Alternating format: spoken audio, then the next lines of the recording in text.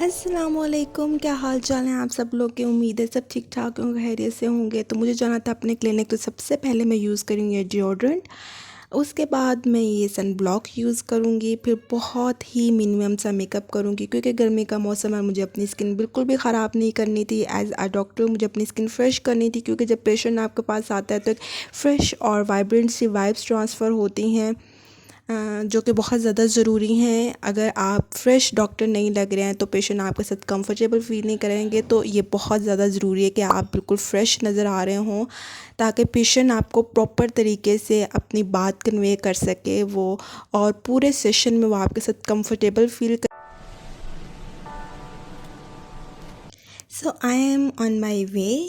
घर से आयतल कुर्सी और चारकुल पढ़ कर बाहर निकलना चाहिए क्योंकि इससे आप अल्लाह की हिफाजत में रहते हैं। तो पहुंच गई थी मैं अपने क्लिनिक।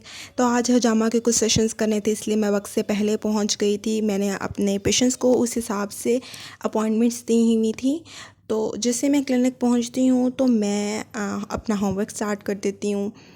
तो जिन पेशेंट्स के रेगुलर सेशंस चल रहे होते हैं, मैं उनके सबसे पहले होम प्लान बना के रखती हूँ ताकि जब सेशंस ख़त्म हो तो मैं उनको सिर्फ अच्छे तरीके से समझा सकूँ, लिखते हुए मेरा टाइम वेस्ट ना हो। तो फिज़ियोथेरेपी का जो 45 टू 1 आवर का सेशन होता है, उस पूरे सेशन में आप यकीन करें बस हो जाती है। पूरा देर खड़े होकर पूरी मोडालिटीज़ लगाते हुए, पूरा ट्रीटमेंट करते हुए बस हो जाती है। एंड पे हम एग्जॉस्ट हो जाते हैं और पेशेंट एंड पे पता है क्या कहते हैं, कहते हैं कि फ़ीस बहुत ज़्यादा है।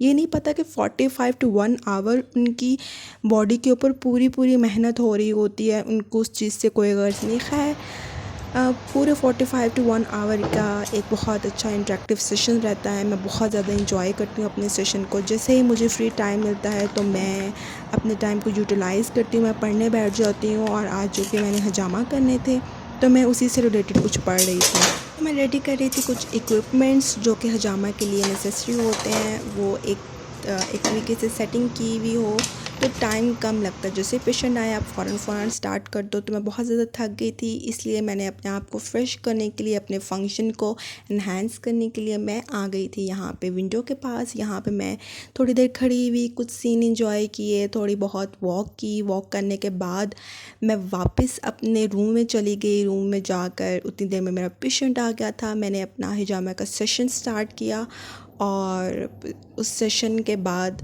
मैं निकली अपने घर को। वहाँ पे वापस ड्राइव करते हुए मेरी ज़िंदगी में बहुत सारी चीज़ें चल रही थी कि घर जाकर मैं कैसे क्या मैनेज करूँगी, टास्क कैसे कंप्लीट करूँगी। तो घर आने के बाद सबसे पहले मैंने अपने आप को फ्रेश किया, फिर खाना वगैरह खाया और मैं फिर पढ़ने बैठ गई। ये मजाक थोड़ी है, पढ़ना पड़ता है भाई। आगे निकलने के लिए ग्रेजुएशन के बाद भी सुकून नहीं आता। जहाँ सुकून ले लिया ना वहाँ आप बैठ गए। तो मैं जी तैयारी कर रही हूँ इंटरनेशनल एग्ज़ाम की। तो स्टडी के लिए अपना टाइम ज़रूर निकालना पड़ता है क्योंकि मैं अगर एग्ज़ाम क्लियर नहीं करूँगी तो पाकिस्तान से बाहर कैसे जाऊँगी। तो इन सब में ख़ुद को नहीं भूलना चाहिए। अगर आगे बढ़ना ज़रूरी है तो ज़हनी सुकून भी बहुत ज़्यादा ज़रूरी है। इसलिए मैं बहुत स्लो और अपने ज़ोन में चल रही होती हूँ।